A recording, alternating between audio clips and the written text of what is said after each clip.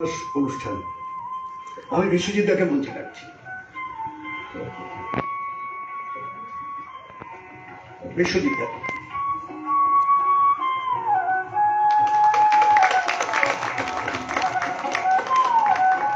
এসো, তুমি এসো, তুমি এসো, তুমি এসো।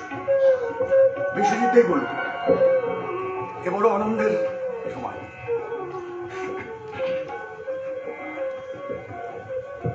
নমস্কার, শুভ সন্ধ্যা।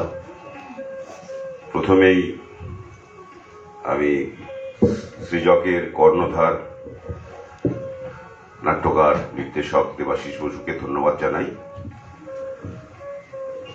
আমার মতো একজন ক্ষুদ্র প্রাণ সাধারণ অভিনেতাকে এই মঞ্চে অভিনয়ের সুযোগ এবং আমার ওই একটা ছোট গল্পের সংকলন, 15টি গল্পের গল্প না, ওই আঁকি বুকি কেটেছি আর কি। চলতে চলতে, দেখতে দেখতে, ফিরে তাকিয়ে, সামনের দিকে তাকিয়ে আদৌ সেগুলো গল্প হয়েছে কিনা জানি না। ওই ছোট গল্প সংকলনটির আনুষ্ঠানিক প্রকাশ। আমি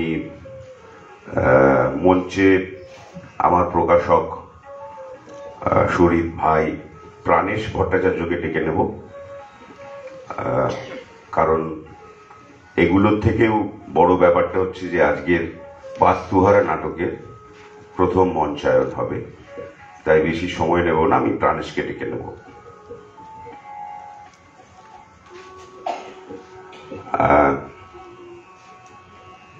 কি করে কি করতে হবে জানি না। আমি অসিতদাকে অনুরোধ করব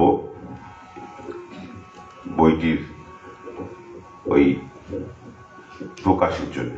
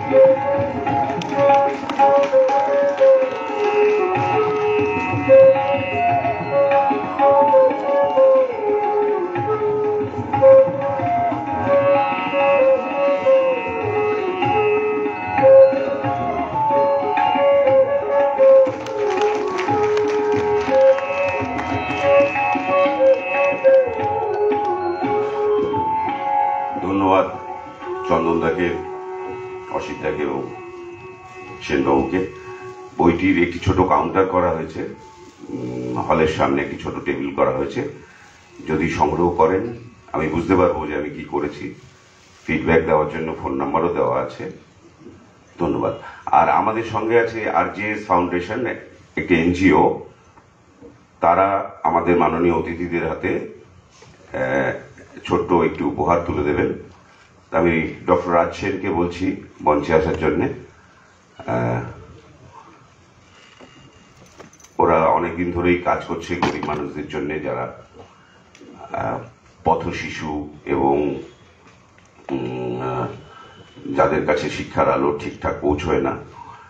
তো ওরা আজকে এসছে আমার অনুরোধে বইটির প্রকাশ অনুষ্ঠানের জন্য, এবং এই বইটি প্রকাশের জন্য ওদের অবদান অনেক।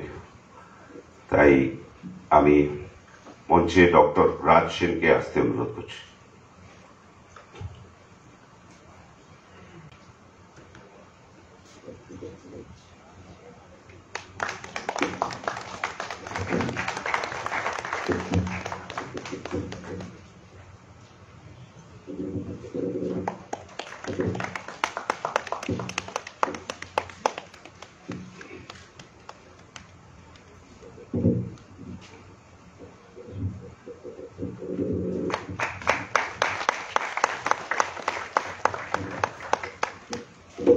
আমি অসংখ্য ধন্যবাদ এবং প্রণাম জানাই অসিতদা এবং চন্দনদাকে।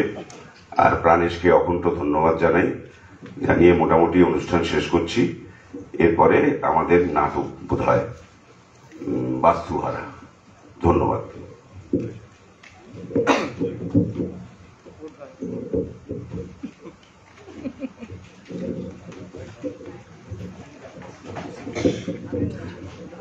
না, বিশ্বজিতের কণ্ঠস্বর শোনার পর আমাদের এই ভাঙা গলার কিছু বলার নেই। আমরা বরং নাটকটা দেখি। 5 মিনিট সময় নেব, নাটক শুরু। ধন্যবাদ।